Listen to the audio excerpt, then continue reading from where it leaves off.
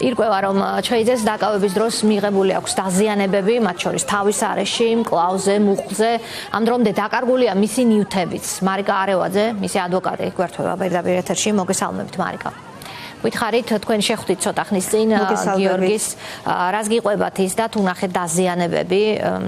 ჩვენ ნახეთ დაკავების ძალადობრივი მეთოდი როგორ მიათრევს მას რამდენიმე პოლიციელი მე შემდეგ სვამს მანქანაში რომელსაც არ ქონდა მაიდენტიფიცირებელი ნიშანი პოლიციის კი ბატონო გიორგის დაკავება მოხდა თბილისის საქალაქო სასამართლოს ეზოში დაკავება ცოტა ხმამაღალი ნათქვამია ვინაიდან უფრო გატაცებას გავდა ეს ყველაფერი როდესაც რამოდენიმე კრიმინალური პოლიციის თანამშრომელი მას უკრიდან მიეპარა და მოხდა მისი ესეთი ჰაერში ატაცება და გატაცება იმ დროს როდესაც მისი მხრიდან ადგილი არ ქონია არანაირი ტიპის სამართალდარღვევას გიორგის ასე ვთქვათ დაკავება მოხდა საბას ხვიტარიძის მიმდინარე ხდომის პარალელურად საბას ხვიტარიძის ხდომა მისი გამომძიებელი სალომე ედიშერაშვილის გამოკითხვა ხდებოდა რა დროსაც მან არაერთი არასწორი ინფორმაცია გაავრცელა და გარდა ამისა განაცხადა უბრალოდ სასამართლოს ხდომაზე და გარდა ამისა ძალიან თვალნათლივ დაგვანახა მე ვესწრებოდი ამ ხდომას და ვხედავდით ყველა იქ დამსწრებირი რომ რეალურად ამ გამოძიებას საბას ხვიტარიძის ნაწილში გამოძიებას არანაირი კავშირი არ აქვს ობიექტურ და ყოველმხრივ გამოძიებასთან და სწორედ მას შემდგომ რაც ამ ადამიანმა დატოვა საბას ხვიტარიძის ხდომა მას გამოყვნენ ადამიანები შეძახილებით რომ სრულმოწმე პოლიციელებს იმახსოვრებენ და სწორედ იგივე თქვა გიორგიმ რა დროსაც მოხდა მისი დაკავება რა თქმა უნდა მისი მხრიდან არ მომხდარა არანაირად შეურაცხყოფის მიყენება მათ შორის ამ რეჟიმის მსახური სამართალდამცველების მიმართ თუმცა ის დაკავებულია ადმინისტრაციულ სამართალდარღვევათა კოდექსის 173 მუხლის მეორე ნაწილის ფარგლებში და მას ედავებიან სწორედ სამართალდამცველისათვის შეურაცხყოფის მიყენებას რატომ ყევი ამ ხელა ისტორია რომ რეალურად დავინახოთ რა ხდება და ახალი ზემოქმედების და ზეწოლის ახალი ტალღა დაიწყო სწორედ იმ მუხლის საფუძველზე რომელიც ადმინისტრაციულ სამართალდარღვევათა კოდექსში არალეგიტიმური პარლამენტის მიერ ბოლო ცვლილებების შედეგად არის ჩადებული რასაც დაემატა უკვე პოლიციელისათვის მათ შორის პოლიციელისათვის შეურაცხყოფის მიყენება და ეს ჩვენ ვხედავთ რას მოყვება ეს ყველაფერი ხო არაერთი აქცია მიმდინარეობს უწყვეტი აქციების უკვე მე რამდენი დღე გვაქვს და ამ პროცესში არაერთ ზეწოლას ქონია ადგილი სხვადასხვა ფორმა გამოიყენა არალეგიტიმურმა ხელისუფლებამ თუმცა დაინახა რომ არაფრით არ ხდება ამ აქციის დაშლა იმიტომ რომ ჩვენ არ გვაქვს საქმე ერთ რაღაცა მარტივ აქციასთან მარტივ მოთხოვნასთან ხო იმიტომ რომ დღეს ყველა აცნობიერებს რომ ხდება სახელმწიფოს დაკარგვა, ხდება ჩვენი სამშობლოს დაკარგვა და ადამიანები იბრძვიან სამშობლოსთვის და სამშობლოზე უფრო ძვირფასი სიცოცხლეც კი არ არის ჩემი აზრით და მარიკა თქვენ ახსენეთ ცვლილებები რომელიც რეპრესიულმა რეჟიმმა გამოიყენა საფუძვლად რომ ადამიანები დააკავოს აი მაგალითად დაგვეწია ის რომ შეურაცხყოფა არა მარტო პოლიციელის რომელზეც სხვათა შორის რამდენიმე ადამიანია ამ ბრალდებით დაბარებული პოლიციაში მათ შორის კოალიცია ცვლილებისთვის წევრებიც წულუკიანის შეურაცხყოფისთვის სიტყვიერი შეურაცხყოფისთვის სამოქალაქო აქტივისტი ალბი კორძაია დაბარებული შინაგან საქმეთა სამინისტროში არადა ის იმღამეს იმყოფებოდა წულუკიანის სახლთან პროტესტით როცა წულუკიანმა გახსოვთ თქვა ანწუხელიძეზე ვიღაცის პიარის გამო უაზროდ შეწირულიო ამან გამოიწვია ხალხის აღშფოთება და მივიდნენ ადგილზე პროტესტის გამოსახატად დღეს სამოქალაქო აქტივისტს წულუკიანის შეურაცხყოფისთვის იბარებენ შინაგან საქმეთა სამინისტროში ასევე მირანდა ბაღათურია საერთოდ წარმოუდგენელი ამბის გამოა დაბარებული პოლიციაში მან გააზიარა საბას ხვიტარიძეზე საუბრობდით ახლა თქვენ და ვიდეო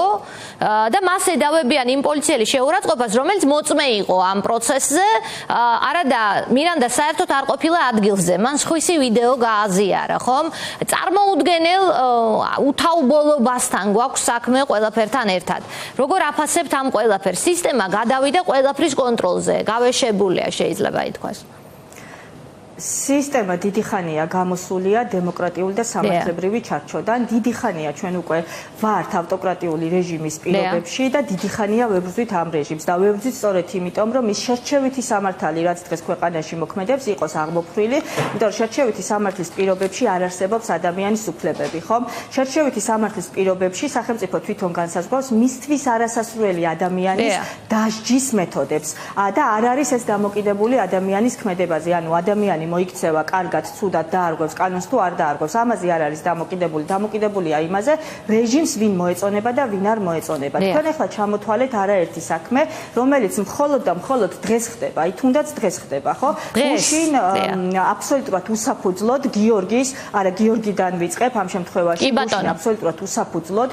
და უკანონოდ გიორგის გატაცება მოხდა და მისთვის არარსებული სამართალდარღვევას ედავებიან მას და დღეს უკვე ჩვენ ვართ მომსწრეები, რომ ლევან ზაზაძე, რომელიც აბსოლუტურად უსაფუძვლოდ დააკავეს ტროტუარზე გადაკეტვის ბრალდებით, დიახ, ტროტუარზე მდგომი, დღეს 12 დღიანი ადმინისტრაციული პატიმრობა შეუფარდეს და მინდა გითხრათ, რომ ჩვენი ჯგუფის ადვოკატები იყვნენ მის დაცვაში ჩართული, მათ შორის მეც ვიყავი ჩართული და სასამართლოს ხდომა რომ დასრულდა დაახლოებით 2 საათზე, იმის მერე სულ 15-20 წუთია, რაც მივაგენით ამ ადამიანს, სად გადაიყვანეს უკვე მას შემდგომ, რაც ადმინისტრაციული პატიმრობა შეუფარდეს, ხო? და ამ პროცესში დამკავებელი პოლიციელი პირდაპირ არის ვალდებული მოგვაწოდოს ინფორმაცია, თუმცა მან საერთოდ ტელეფონზე პასუხიც კი არ ეკადრა, მას შემდგომ რაც გაიგო ისთვის ვეკავდით. ამის გარდა დღეს სწორედ მოხდა თორნიკე სხვიტარიძესთან დარეკვა, მოხდა ანი ქავთარაძესთან, მირანდა ბაღათურიასთან, ანი ყურაშვილთან დარეკვა და მას ედავებიან მირიან ქავთარაძისათვის შეურაცხყოფის სხვიტარიძის პროცესზე პოლიციელია ეს, დავაზუსტოთ. კი ბატონო, პოლიციელი, რომელიც ჩვენებას ქავთარაძე არის ის პოლიციელი, რომელმაც ესე იგი საბას 4 დეკემბრის ღამეს, როდესაც ტიტუშკა პოლიციელები თურმე ყოფილან ჩასაფრებული პოლიტიკოსებთან, იმ დროს ზუსტად მირიან ქავთარაძემ ფიზიკური შეურაცხყოფა მიაყენა ერთ-ერთ პოლიტიკოს თეონა ჭალიძეს, ქალით სემა, ამაზე მას ბრალი არ აქვს წარდგენილი, თუმცა მირიან ქავთარაძის თავის გატეხვისთვის საბას ხვიტარიძეს, რომელიც არ არის ჯერ ერთი დადასტურებული საბას მოხმეული იყო თუ არა და მეორე რომც ყოფილიყო ის მოქმედებდა აუცილებელი მოგერიების ფარგლებში, ანუ იცავდა თავს და იცავდა იქ ყოფილ ქალებს მათ შორის, ხომ? ასეთი ადამიანი გამოვიდა პროცესიდან, ამ პროცესზე ისაუბრა არაერთი ტყუილი და მის გამოცილებას მოჰყვა, ასე ვთქვათ, ადამიანები ამბობდნენ, რომ ის იყო მწამებელი და ასე შემდგომ. დიახ, სავარაუდოდ ის ნამდვილად იყო მწამებელი, იმიტომ რომ საბას ხვიტარიძე მის გამო და მისი ჩართულობით მაღალი ალბათობით ორჯერ აწამეს სამმართველოს შენობაში ჯერ მეხუთე და შემდეგ მეშვიდე სართულზე და როგორც საბა ამბობს, თავად ის იყო ჩართული ამ წამების პროცესში და ამ ნაწილში საბას ხვიტარიძე დაზარალებულად არის ცნობილი სპეციალურ საგამოძიებო სამსახურის მიერ. მოკლედ რომ შევაჯამო, მათ შორის სხვათა შორის ანი ქავთარაძის და თორნიკეს ხვიტარიძის პროცესები უკვე ჩანიშნულია, ის მოსამართლე ენუქიძეს აწერია და 2 მაისს იქნება ეს პროცესი და აუცილებლად წარვადგენთ ჩვენ ყველა იმ მტკიცებულებას, რომელიც ადასტურებს, რომ არანაირ სამართალდარღვევას არ ქონია იქ ადგილზე, შემთხვევას არ ქონია ადგილი. მაგრამ რა არის ყველაზე მნიშვნელოვანი, ხო? რეჟიმი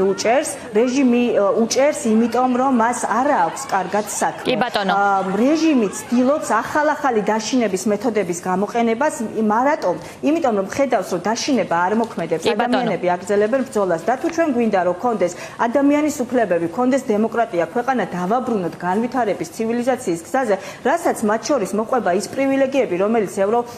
კავშირს აქვს და ეს არის მათ შორის სავიზორი, უვიზო რეჟიმი, ასე რომ ვთქვათ, ამ ყველაფრისთვის ბრძოლაა საჭირო და შენარჩუნებაა საჭირო. ამიტომ ეს ბრძოლა გაგრძელდება და უნდა დასრულდეს. სხვა გზა ჩვენ არა გვაქვს. ეს ბრძოლა უნდა დასრულდეს საქართველოს და ქართველი ხალხის გამარჯვებით. დიდი მადლობა მარიკა არევაძეს, რომელიც საუბრობდა პირდაპირ ეთერში.